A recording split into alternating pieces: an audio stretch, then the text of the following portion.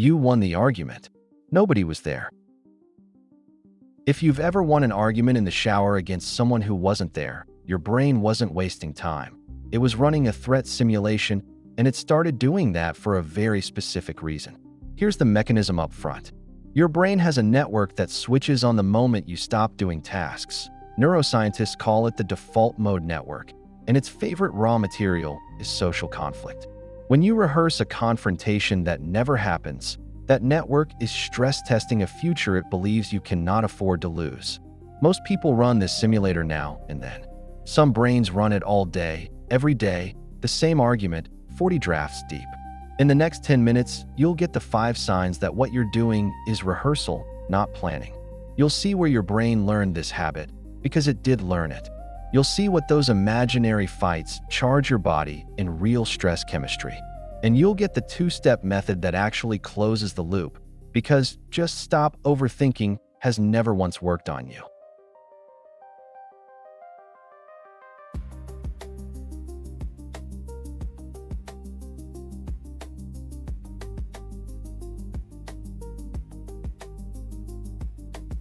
First, let's be precise about what's happening in your head, because it isn't random noise. In 2001, neurologist Marcus Raichle noticed something strange in brain scans. When people were told to do nothing at all, a specific set of brain regions became more active, not less. He named it the default mode network, the brain's so-called resting state. Except it doesn't rest. It simulates. When the outside world goes quiet, in the shower, on your commute, at 2 in the morning, this network starts generating scenarios starring one particular character, you. Researchers call that self-referential processing. The conversations you rehearse, the comebacks you draft, the confrontation you've staged 11 different ways.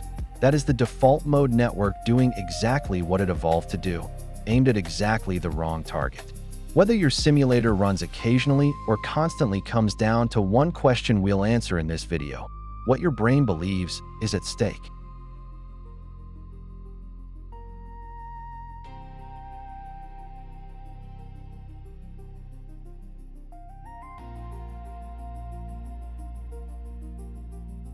Here's the part almost nobody tells you. Mental time travel is a feature, not a bug. Psychologists call it perspective simulation, your brain's ability to pre-play future events so you can practice them safely. It's why you can walk into a job interview with answers already loaded. The memory system and the imagination system share so much hardware that scientists describe imagining the future as remembering forward. Simulation is how your brain prepares. But there's a fork in that road, and it's the difference between a useful mind and an exhausted one. Psychologist Susan Nolan-Hoeksema spent her career mapping it. She found 2 modes of self-focused thinking that look identical from the outside. One is reflection. You turn a problem over in order to solve it. What do I actually want from this conversation?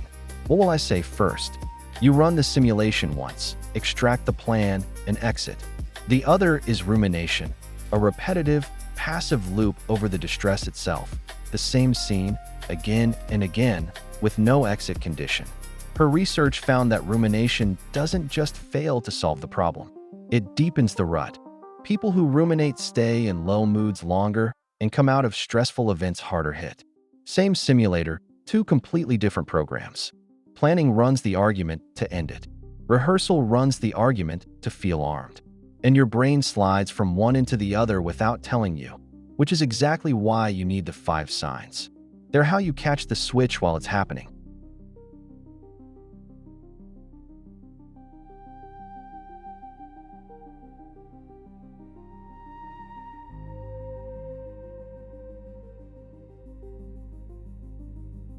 So how do you know which program is running? 5 signs. Count how many are yours. Sign number 1. You pre-script confrontations that have no scheduled date.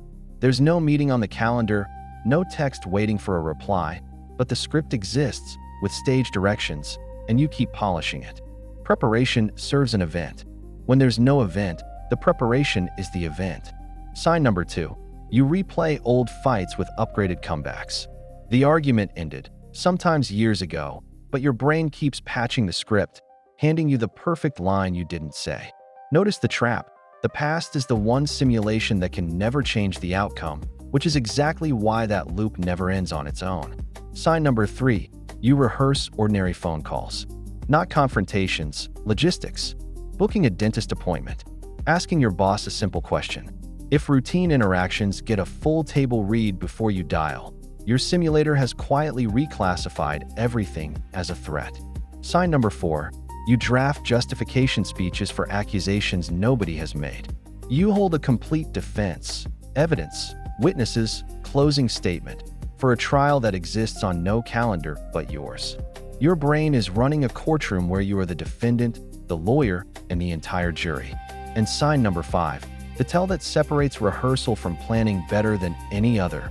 You finish drained instead of ready. Planning ends with a next step and a calmer body. Rehearsal ends with a tight chest, a faster heartbeat, and the urge to run it one more time. If the simulation leaves you more wound up than it found you, it wasn't preparation. It was a stress rehearsal, and your nervous system was the only audience member.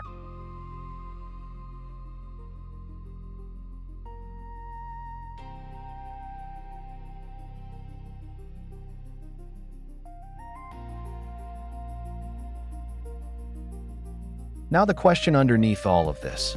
Why does your simulator run this hot when other people's barely turn on? Because a simulator has a thermostat, and yours was probably set a long time ago. Psychologists call chronic threat scanning hypervigilance, a nervous system that keeps watching for danger after the danger is gone. It doesn't only scan rooms. It scans conversations that haven't happened yet.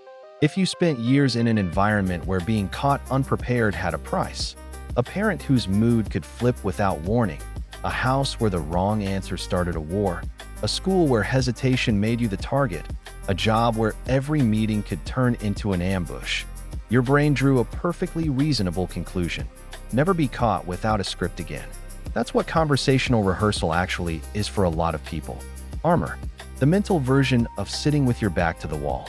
Your brain isn't malfunctioning when it drafts that argument for the 4th time. It's doing precisely what it was trained to do in a training environment that no longer exists. The learning was correct. The decade is wrong. And that reframe matters because you can't switch off a habit by hating it. You retire armor the same way it was issued, by teaching the system, through repetition, that unscripted no longer means unsafe.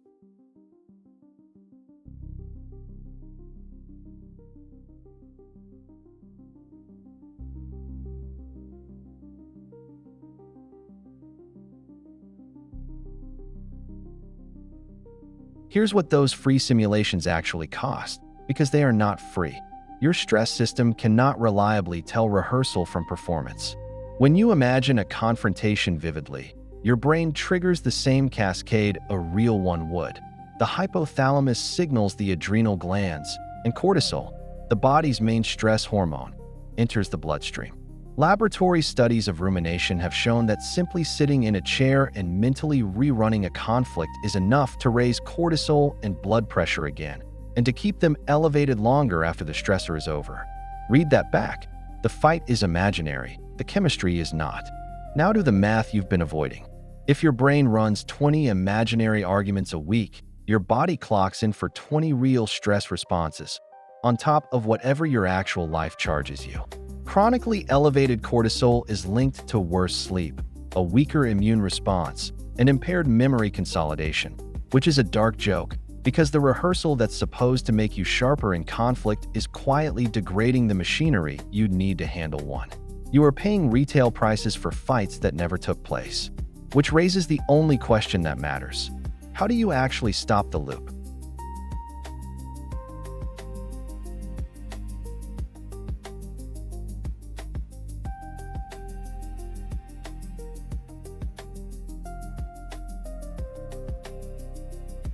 You already know what doesn't work, telling yourself to stop thinking about it. Suppressing a thought famously makes it push back harder. The loop isn't running because you lack willpower, it's running because, to your brain, the file is still open. So you don't fight the loop. You close the file. 2 steps. Step 1. Written closure. Take the argument out of the simulator and put it on paper.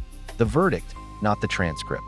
3 lines. What actually happened, what you want now, and what you will do about it. Translating a looping scene into concrete language forces the brain to process it as information instead of threat, and processed information gets filed. Step 2. An implementation intention. Psychologist Peter Gallwitzer's term for a preloaded if-then plan. If she brings up the money, then I say this one sentence. If he raises his voice, then I end the call. Studies show that pre-deciding the trigger and the response lets your brain mark the situation as handled, and handled situations stop demanding rehearsal time. The loop wanted an ending. You gave it one. And if the conversation can never happen, the person is gone or unreachable, write the letter you'll never send. The loop needs an ending, not an audience. Then, next time the simulator boots up, ask one question. Is there a next step here? If yes, write the step down and stop. If no, say the word, rehearsal, and hand your attention a real task. That's not suppression. That's case closed.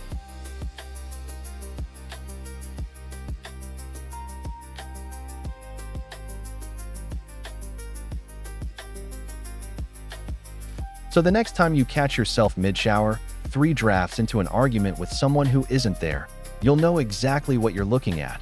A threat simulator that learned its job a long time ago, still guarding a door nobody's knocking on. Ask it the one question it can't dodge, planning or rehearsal, and give it an ending. If your brain got described a little too accurately today, that's what this channel does. One hidden mechanism, twice a week. Subscribe so the next one finds you. Now be honest in the comments.